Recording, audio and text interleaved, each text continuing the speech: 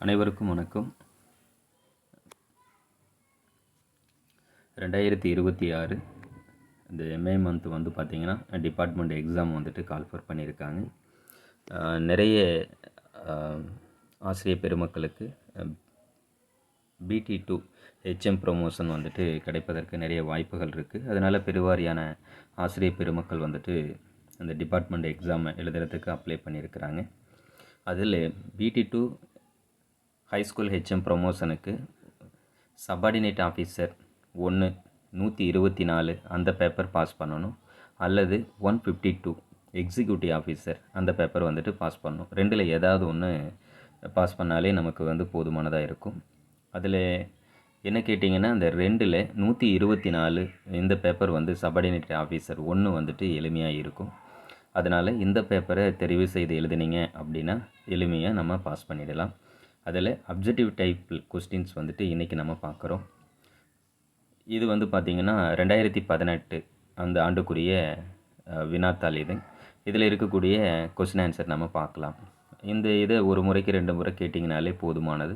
உங்களால் 60 வினாக்களுக்கு ஒரு 55, 58, 60 கூட எடுக்கக்கூடிய வாய்ப்புகள் கிட்டும். அதனால் நீங்கள் அதை படிக்க வேண்டிய அவசியம் இல்லை. உங்களுக்கு எப்போல்லாம் உங்களுக்கு டைம் கிடைக்குதோ அப்போ இந்த ஒரு மதிப்பெண் வினா மட்டும் இதை ப்ளே பண்ணிவிட்டு கேட்டிங்கனாலே போதுமானது. நம்மளால் எளிமையாக தேர்ச்சி பெற முடியும். வாங்க பாடப்பகுதிக்கு போயிடலாம். முதல் வினா, இவற்றுள் எவை வட்டியுடன் கூடிய நீண்டகால முன்பணமாகும்?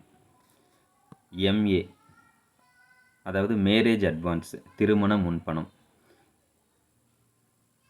இவை தான் வந்து பார்த்திங்கன்னா நம்ம வாங்கினோம் அப்படின்னா இன்ட்ரெஸ்ட்டு போட்டு என்ன பண்ணோன்னா அந்த முன்பணத்தை வந்துட்டு நம்ம வாங்கிக்கலாம். ஆனால் அது வட்டியோடு நம்ம வந்து திருப்பி செலுத்தணும். ஃபார் எக்ஸாம்பிள் நம்ம ஃபெஸ்டிவல் அட்வான்ஸ்லாம் வாங்கினோம் அப்படின்னா அதுக்கு இன்ட்ரெஸ்ட் நம்ம கட்ட தேவையில்லை. ஆனால் மேரேஜ் அட்வான்ஸ் வாங்கினோம் அப்படின்னா வட்டியோடு நம்ம வந்துட்டு என்ன பண்ணோன்னா திருப்பி செலுத்தணும். அடுத்தது இரண்டாவது வினா, தற்காலிக ஓய்வூதியம் யாரால் ஒப்பளிக்கப்படுகிறது அப்படின்னு சொல்லிட்டு கேட்குறாங்க. அலுவலக தலைவர். மூன்றாவது வினா, தற்போதைய ஓய்வூதிய ஒப்பளிப்பு தொகை விகிதம் என்ன? இது வந்து ரிப்பீட்டட் வினா, 33.3%. அடுத்தது நான்காவது வினா பாருங்கள். பணிக்கொடையின் ஒப்பளிப்பு காசாக்கும் கால அளவு எவ்வளவு? DCRG. இது வந்து பார்த்திங்கன்னா ஒரு வருடம். அரசு அலுவலர்கள் எத்தனை தொகுதிகளாக பிரிக்கப்படுகின்றனர் அப்படின்னு கேட்டாங்கன்னா ரொம்ப சிம்பிள், 4 தொகுதிகளாக பிரிக்கப்பட்டிருக்கிறாங்க. அடுத்தது ஆறாவது வினா பாருங்கள். சில்லறை செலவினம் எந்த பட்டியலில் காசாக்கப்படுகிறது? இந்த கண்டிஜென்ட் எக்ஸ்பெண்டிச்சர் இது வந்து பார்த்திங்கன்னா எந்த பட்டியலில் காசாக்கப்படுகிறது அப்படின்னா MTC 58. தற்காலிக முன்பணம் எத்தனை மாதங்களில் சரி கட்டப்பட வேண்டும் அப்படின்னு கேட்டிருக்கிறாங்க. அதாவது டெம்பரவரி அட்வான்ஸு 3 மாதங்கள். 3 மாதங்கத்தில் இது வந்துட்டு பார்த்திங்கன்னா நம்ம செலுத்திடணும். சம்பள முன்பணம் எந்த விதியின் கீழ் கோரப்படுகிறது? MFC அதாவது தமிழ்நாடு நிதி விகித தொகுப்பு. இது A ஆன்சர் தான் சரியானது. பணி நியமனம் செய்த நாளிலிருந்து எத்தனை மாதங்களில் பணி வரன்முறை செய்யப்பட வேண்டும்? இப்போ நம்ம போஸ்டிங்க்கு வந்த பிறகு அதை வந்துட்டு நம்ம என்ன பண்ணாங்க, ஒரு வருடத்தில், இதெல்லாம் உங்களுக்கு பரிட்சயமானதான். நம்ம ரெகுலரைசேஷன் வந்து பார்த்திங்கன்னா 1 year, அதாவது ஒரு வருடம். பணி நியமனம் செய்த நாளிலிருந்து எத்தனை மாதங்களில் வரன்முறை செய்யப்பட வேண்டும் அப்படின்னு கேட்பாங்க. ரெகுலரைசேஷன் பீரியட் வந்து பார்த்திங்கன்னா 1 year, ஒரு வருடம். இரண்டாவது ஊதிய உயர்வு எப்பொழுது வழங்கலாம்? இதுக்கு வந்து பார்த்திங்கன்னா D ஆன்சர், தகுதிக்கான் பருவம், பயிற்சி மற்றும் உரிய தேர்வுகள் முடித்த பின் இரண்டாவது ஊதிய உயர்வு வழங்கலாம். தகுதிக்கான் பருவம், பயிற்சி மற்றும் ஊதிய தேர்வுகள் முடிச்சிருக்கணும். அடுத்தது 11வது வினா பாருங்கள். மாதாந்திர சம்பள பட்டியல் சம்பள நாளின் எத்தனை நாட்களுக்கு முன்பு கருவூலத்தில் செலுத்தப்பட வேண்டும்? 5 நாட்களுக்கு முன்பு. நமக்கு ஒவ்வொரு மாதமும் வந்து பார்த்திங்கன்னா நமக்கு சேலரி போடுவாங்க நம்ம ஆஃபீஸில். அப்படி ஆஃபீஸில் அவங்க போடுறாங்க ஜூனியர் அசிஸ்டண்ட் அப்படின்னா அந்த பில்லை எத்தனை நாளைக்கு முன்னாடி ட்ரெஸ்ஸரியில் கொண்டு போய் சப்மிட் பண்ணணும் அப்படின்னா 5 நாட்கள், 5 days முன்னாடி அங்கே வந்து சப்மிட் பண்ணிடணும். கீழ்கண்ட எவை நிதி ஒதுக்கீட்டிலிருந்து விலக்களிக்கப்பட்டுள்ளது அப்படின்னு கேட்குறாங்க. முதியோர் ஓய்வூதியம் இதுதான் பட்ஜெட்டில் இருந்து என்ன பண்ணுறாங்க, விலக்களிச்சிருக்கிறாங்க. இது கேட்கப்பட்ட ரிப்பீட்டட் வினாவும் கூட. அதாவது கீழ்கண்ட எவை நிதி ஒதுக்கீட்டிலிருந்து, அதாவது பட்ஜெட்லேருந்து விலக்களிக்கப்பட்டுள்ளது அப்படின்னா ஓஏபி, முதியோர் ஓய்வூதியம். அந்த ஊரில் வந்து பார்த்திங்கன்னா வயதான தாத்தா பாட்டிங்கெல்லாம் வாங்கிக்கிட்டு இருப்பாங்க. அதுதான் பட்ஜெட்லேருந்து விலக்களிக்கப்பட்டிருக்கு அப்படின்னு சொல்கிறாங்க. ஒரே பதவியில் எத்தனை ஆண்டுகள் பதவி உயர்வின்றி இருந்தால் போனஸ் ஊதிய உயர்வு வழங்கப்படுகிறது அப்படின்னு கேட்குறாங்க. 30 வருடம் ஒரு போஸ்ட்டில் அப்பாயின்மெண்ட் ஆகிட்டு அதிலிருந்து நான் வந்து ப்ரமோஷனே போகாமல் இருந்தேன் அப்படின்னா போனஸ் ஊதிய உயர்வு அப்படின்னு வழங்குறாங்க. அப்போ எத்தனை வருஷம் அதில் சர்வீஸில் இருக்கணும் அப்படின்னா அந்த போஸ்ட்டில் 30 வருடம். அடுத்து பாருங்கள், 14வது வினா. தற்காலிக பதவிகளுக்கான சம்பள ஆணை குறிப்பிட்ட கால வரையளவு முடிவடைந்த பின்பு மேலும் 3 மாத காலத்திற்கு கருவூலத்தில் ஏற்பளிக்க யாரின் கடிதம் தேவை அப்படின்னு கேட்குறாங்க. அது ஹெட் ஆஃப் த டிபார்ட்மெண்ட், துறை தலைவருடைய கடிதம் தேவை. 15வது வினா. விழா முன்பணம் பண்டிகை நாளில் எவ்வளவு நாட்களுக்கு முன்பே ஒப்பளிக்கலாம் அப்படின்னு கேட்குறாங்க. 30 days. நம்ம ஃபெஸ்டிவல் அட்வான்ஸ்லாம் அந்த தீபாவளிக்கு பொங்கலுக்கு இதெல்லாம் வாங்குவோம். அது எவ்வளோ நாட்களுக்கு முன்னாடி ஒப்பளிக்கலாம் அப்படின்னு பார்த்தீங்கன்னா 30 days, 30 நாட்களுக்கு முன்னாடி. அடுத்து பாருங்கள், 16வது வினா.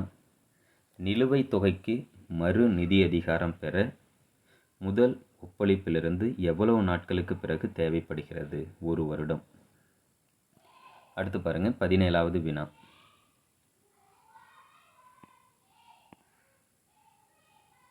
விருப்ப ஓய்வு பெற எத்தனை ஆண்டு பணிக்காலம் தேவை? 25 வருடம் தேவை.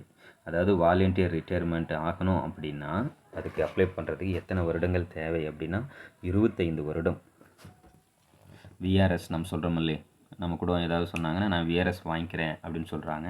அப்படி அந்த விஆர்எஸ் வாங்கிறதுக்கு எத்தனை ஆண்டு பணிக்காலம் தேவை அப்படின்னா 25 ஆண்டுகள். எத்தனை ஆண்டு தகுதி கால பணி முடித்தவர்களுக்கு முழு ஓய்வூதியம் வழங்கலாம்? அதாவது ஃபுல் பென்ஷன். 30 வருடம். 30 வருடம் முடிக்கிறவங்களுக்கு, சர்வீஸ் முடிக்கிறவங்களுக்கு தான் ஃபுல் பென்ஷன் வந்துட்டு என்ன பண்ணுறாங்க, அரசு கொடுக்குதுங்க. அலுவலக மாதாந்திர செலவினம் யாரிடையே ஒத்திசைவு செய்யப்படுகிறது? எங்கன்னா இது பாருங்கள், டிராயிங் ஆஃபீஸர் அண்டு ட்ரெஸ்ஸரி. அப்போ பணம் பெறும் அலுவலர். இப்போ நம்ம டிராயிங் ஆஃபீஸர் யார் சொல்லணும்னா, நம்ம ஸ்கூல் பார்த்தோம் அப்படின்னா நம்ம ஹெட் மாஸ்டர் எதை நம்ம டிராயிங் ஆஃபீஸர் சொல்லுவோம். அப்போ பணம் பெறும் அலுவலர் மற்றும் கருவூலம், ட்ரெஸ்ஸரி, இதில் தான் மாதாந்திர செலவினம் ஒத்திசைவு செய்யப்படுகிறது. அடுத்து பாருங்கள், அரசு பணியாளரின் விடுப்பு எந்த அரசு விதியின் கீழ் வருகிறது? The leave subject of government servant is being dealt under, அது ஃபண்டமெண்டல் ரூல்ஸ், அடிப்படை விதியின் கீழ் தான் வருது. நம்ம சிஎல்லு இதெல்லாம் எடுக்கிறோம் இல்லைங்களா, ஆர்எல்லு, இந்த எம்எல்ஏ, இதெல்லாம் இந்த விடுப்பு எந்த அரசு விதியின் கீழ் வருகிறது அப்படின்னு பார்த்தீங்கன்னா அடிப்படை விதியின் கீழே வருது. இளைஞர் பருவ பணிக்காலம் எத்தனை வயதிற்கு உட்பட்டது அப்படின்னு கேட்குறாங்க. 18 வயதிற்கு உட்பட்டது. அது இளைஞர் பருவ பணிக்காலம் அப்படின்னு சொல்கிறாங்க. 18 வயது கீழே பணியாற்றக்கூடிய அவங்கள நம்ம என்னன்னு சொல்கிறாங்கன்னா இளைஞர் பருவ பணிக்காலம் அப்படின்னு சொல்கிறாங்க. அது எத்தனை வயதுக்கு உட்பட்டது அப்படின்னா 18 வயதுக்கு உட்பட்டது. அடுத்து பாருங்கள், 22வது வினா. கீழ்கண்ட எவை ஓய்வூதியத்திற்கு தகுதி இல்லாத காலமாக கருதப்படுகிறது? நல்ல வினாக்களை புரிஞ்சுக்கணும். கீழ்கண்டவற்றில் 4 ஆப்ஷன் கொடுத்துருக்கிறாங்க. எவை ஓய்வூதியத்திற்கு தகுதி இல்லாத காலமாக கருதப்படுகிறது அப்படின்னு பார்த்தீங்கன்னா கூடுதலாக பணி ஏற்படை காலம். கூடுதலாக பணி ஏற்படை காலம் அதுதான் தகுதி இல்லாத காலமாக கருதப்படுது அப்படின்னு குறிப்பிடுறாங்க. 23 பாருங்கள், கீழ்கண்ட எந்த நிகழ்வு வரை குடும்ப ஓய்வூதியம் வழங்கலாம் அப்படின்னு சொல்கிறாங்க. ஒருத்தர் வந்து பார்த்திங்கன்னா ஃபேமிலி பென்ஷன் வந்துட்டு அவங்களுக்கு எவ்வளோ காலம் வரலும் வழங்கலாம் அப்படின்னு பார்த்தீங்கன்னா அவர் இறப்பு வரலும் அல்லது மறுமணம் செய்கிறதுக்கு முன்னாடி வரலும் என்ன பண்ணலாங்க, அவருக்கு வழங்கலாம். இதில் எதில் முந்துகிறதோ அது வரலாம். கீழ்கண்ட எந்த நிகழ்வு வரை குடும்ப ஓய்வூதியம் வழங்கலாம்? ஒரு இறப்பு வரலும் நம்ம வழங்கலாம், அல்லது மறுமணம் அவர் செஞ்சுக்கிற வரலும் அவர் வந்துட்டு என்ன பண்ணலாங்க, குடும்ப ஓய்வூதியம் வழங்கலாம். இறந்துட்டாலும் கொடுக்க முடியாது, அவர் மறுமணம் செஞ்சுக்கிட்டாலும் கொடுக்க முடியாது அப்படிங்கிறது இதுக்குண்டான மீனிங். கூடுதலாக 3% ஊதிய உயர்வு, அதாவது இன்க்ரிமெண்ட்டு கீழ்கண்ட எவற்றிற்காக வழங்கப்படுகிறது அப்படின்னு கேட்குறாங்க. இது வந்து பார்த்திங்கன்னா தேர்வு நிலை மற்றும் சிறப்பு நிலை. இந்த கொடுக்கக்கூடிய 4 ஆப்ஷனில் எது அப்படின்னு பார்த்திங்கன்னா தேர்வு நிலை மற்றும் சிறப்பு நிலை. இவற்றிற்காக தான் என்ன பண்ணுறாங்க, 3% ஊதிய உயர்வு வழங்கப்படுகிறது. குடும்ப ஓய்வூதியம் எந்த வயது வரையுள்ள திருமணமாகாத மகன் மகள்களுக்கு வழங்கப்படுகிறது அப்படின்னு நமக்கு கேட்டிருக்கிறாங்க. இது வந்து பார்த்திங்கன்னா 25 வயதுங்க. இப்போ பார்த்திங்கன்னா திருமணம் ஒரு ஒரு கவர்மெண்ட் எம்ப்ளாய் பென்ஷன் வாங்கிக்கிட்டு இருக்கிறாங்க, குடும்ப ஓய்வூதியம் பெறுறாரு. அவர் வந்துட்டு என்ன பண்ணுறாங்க, அவங்களுக்கு மகனோ மகளோ இருக்கிறாங்க. அந்த மகனுக்கு 25 வயது முடியும் வரலும் அவர் வந்துட்டு என்ன பண்ணாங்க, அவர் அந்த பென்ஷனை வாங்கிக்கலாம். 25 முடிஞ்சிட்டா கிடையாது, அந்த மகனோ மகளுக்கோ. அல்லது அவங்க வந்து திருமணம் செய்துக்கிட்டாலும் அது கிடையாது. அதுதான் இங்கே சொல்கிறாங்க. குடும்ப ஓய்வூதியம் எந்த வயது வரையுள்ள திருமணமாகாத மகன் மகன்களுக்கு வழங்கப்படுகிறது அப்படின்னா 25 வயது. அதிகபட்ச ஈட்டிய விடுப்பின் இருப்பு வைப்பு நாட்கள் எவ்வளவு? 240 நாட்கள். உங்களுக்கு இயல் வந்து பார்த்திங்கன்னா எவ்வளோ நாட்கள் நீங்கள் வச்சுருந்தாலும் நீங்கள் ரிட்டையர்மெண்ட் ஸ்டேஜில் 240 நாட்களை தான் நீங்கள் பணமாக பெற முடியும். அதுதான் இங்கே வந்து குறிப்பிடுறாங்க. இதெல்லாம் உங்களுக்கு தெரிஞ்சிருக்கும். எவ்வளோ வினாக்கள்லாம் எவ்வளோ சிம்பிளாக இருக்குது பாருங்கள். அதனால தான் நம்ம சொல்கிறதுங்க. எந்த மாதத்தின் துவக்கத்தில் 15 நாட்களுக்கான ஈட்டிய விடுப்பின் முன்கொணர்வு வழங்கப்படுகிறது? ஜனவரி மற்றும் ஜூலை. ஜனவரி மற்றும் ஜூலை இது உங்களுக்கெல்லாம் தெரிஞ்ச வினாக்கள் தான். மாதத்தின் எத்தனை நாட்களை கணக்கில் கொண்டு ஈட்டிய விடுப்பின் ஒப்புவிப்பு கணக்கிடப்படுகிறது? 30 நாட்கள். பணி வரன்முறை செய்யப்படாத ரெகுலரைசேஷன் ஏற்கனவே நம்ம பார்த்தோம். பணி வரன்முறை செய்யப்படாத அரசு அலுவலர் எத்தனை ஆண்டுகள் கழித்து ஈட்டிய விடுப்பு ஒப்படைப்பு கோரி விண்ணப்பிக்கலாம்? 1 வருடம். 1 வருடம் அவர் பணி முடிச்சிருந்தாலே அவர் வந்து பார்த்திங்கன்னா இஎல் சரண்டர் போடுறதுக்கு அவர் அப்ளை பண்ணி வாங்கிக்கலாம். 30வது வினா, ஊதிய உயர்விற்கு எடுத்துக்கொள்ளக்கூடாத காலம் எது? இது நினைவில் வச்சுக்கணும்.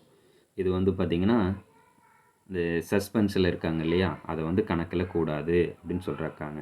தற்காலிக பணி நீக்கம். தற்காலிக பணி நீக்கம்.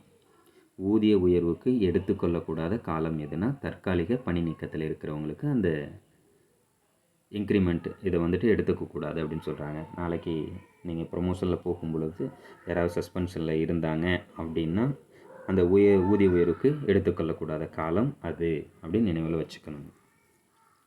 குடும்ப ஓய்வூதியம் பெற தகுதியுள்ள குடும்ப உறுப்பினர்கள் யார்? கீழே கொடுத்துருக்காங்க 4 ஆப்ஷனுங்க.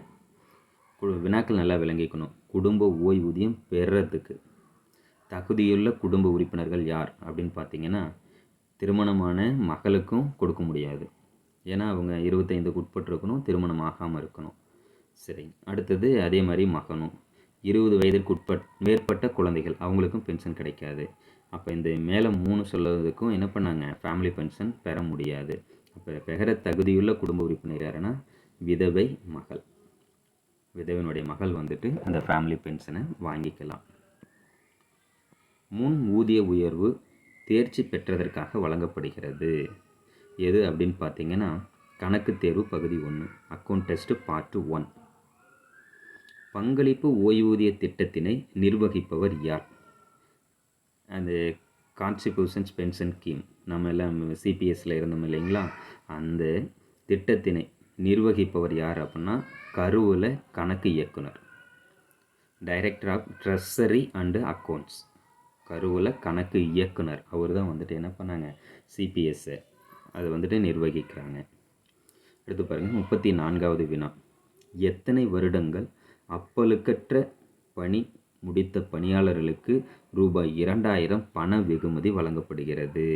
அப்போ கேஷ் அவார்டு 2000 எப்போ கொடுக்குறாங்கன்னா ஒருவர் வந்துட்டு என்ன பண்ணாங்க, அப்பழுக்கற்ற அத்தனை வருடங்கள், அதாவது 25 வருடங்கள் எந்த இதுவுமே அவர் பேரில் ரிமார்க் இல்லாமல் அவர் பணி முடிச்சிருந்தாங்க அப்படின்னா அவருக்கு என்ன பண்ணாங்க, வெகுமதியாக 2000 ரூபா கொடுக்குறாங்க. பார்த்துக்கோங்க, 2000 ரூபா. அப்போ நீங்கள் 25 இயர்ஸ் சர்வீஸில் எந்த ஒரு தவறும் செய்யாமல் அந்த சர்வீஸை 25 வருடங்கள் பணியாற்றிக்கிட்டு இருந்தீங்க அப்படின்னா கவர்மெண்ட்லேருந்து கேஷ் அவார்டாக உங்களுக்கு 2000 ருபீஸ் பே பண்ணுவாங்க. அதை வாங்குவதற்கு எல்லோரும் தயாராக இருந்துக்கோங்க. தகுதிக்கான் பணிபுரிவும் முடிக்க எடுத்துக்கொள்ளப்படாத காலம் எது அப்படின்னு கேட்குறாங்க. சஸ்பென்ஷன் பீரியடு, தற்காலிக பணி நீக்க காலத்தை எடுத்துக்க மாட்டாங்க. தகுதிக்கான் பருவம்,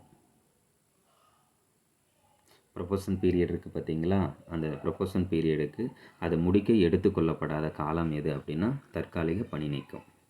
அடுத்து பாருங்கள், சம்பளம் முன்பணம் டேஷ் தவணைகளில் பிடித்தம் செய்யப்படுகிறது. சம்பளம் முன்பணம் 3 தவணைகளில், பே அட்வான்ஸு எத்தனை தவணைகளில் பிடித்தம் செய்யப்படுகிறது அப்படின்னு கேட்டாங்கன்னா 3 தவணைகளில் பிடித்தம் செய்யப்படுகிறது. தற்காலிக பணிக்கொடை எத்தனை சதவிகிதம் வரை வழங்கலாம் அப்படின்னு கேட்குறாங்க. டிசிஆர்ஜி எத்தனை சதவிகிதம் வரை வழங்கலாம் அப்படின்னு கேட்குறாங்க. 80% வரலும் வழங்கலாம். டிசிஆர்ஜி தற்காலிக பணிக்கொடை 80% நினைவில் வச்சுக்கோங்க. கீழ்கண்ட எந்த ஓய்வூதியம் மாநில கணக்காளரால் ஒப்பளிக்கப்படுவதில்லை அப்படின்னு கேட்குறாங்க. ஓஏபி, இது ஏற்கனவே பார்த்தோம் ஆரம்பத்திலேயே இந்த வினாக்கள். கீழ்கண்ட எந்த ஓய்வூதியம் மாநில கணக்காளரால் ஒப்பளிக்கப்படுவதில்லை? ஓஏபி, முதியோர் ஓய்வூதியம். அடுத்து பாருங்கள், 39வது வினா, ஊதியர் நிர்ணயம், அயற்பணி, பணி ஏற்படை காலம் இவைகள் எந்த விதிகளின் கீழ் வருகிறது அப்படின்னு கேட்குறாங்க. அடிப்படை விதிகள். ஊதியர் நிர்ணயம், அயற்பணி, பணி ஏற்படை காலம் இவை எந்த விதியின் கீழ் வருகிறதுனா அடிப்படை விதியின் கீழே தான் வருது. Fundamental rules. பொது சேம நல நிதியிலிருந்து பகுதி இறுதி முன்பணம் சிறப்பு காரணங்களுக்காக எத்தனை சதவிகிதம் வழங்கலாம் அப்படின்னு கேட்டிருக்கிறாங்க. ஜிபிஎஃப் அது வந்து பார்த்திங்கன்னா 75%. Special reason case be claimed up to அப்படின்னு கேட்குறாங்க. 75% வரலும் என்ன பண்ணலாங்க, பொது சேம நல நிதியிலிருந்து பகுதி இறுதி முன்பணம் சிறப்பு காரணங்களுக்காக வழங்கலாம் அப்படின்னு கேட்குறாங்க. 75%. இது வரலும் நம்ம 2018 கோட் நம்பர் 124 40 வினாக்கள் இதிலேருந்து பார்த்துருக்குறோம். இந்த வினாக்களே இன்னும் வந்து பார்த்திங்கன்னா அடுத்தடுத்த ப்ரீவியஸ் கொஸ்டினில் நம்ம பார்க்கும் பொழுது ரிப்பீட்டட் ஆகும். அதனால் இந்த வீடியோவை நீங்கள் எங்கேயாவது ட்ராவல் பண்ணும் பொழுது இல்லை ஃப்ரீ டைமில் ஒரு முறைக்கு 2 முறை கேட்டாலே போதுமானது. உங்களால் 60க்கு 60 எடுத்து தேர்ச்சி பெற முடியும். நம்ம சேனலை சப்ஸ்கிரைப் பண்ணிக்கோங்க. உங்களுடைய நண்பர்களுக்கும் ஷேர் பண்ணுங்கள். நன்றி, வணக்கம்.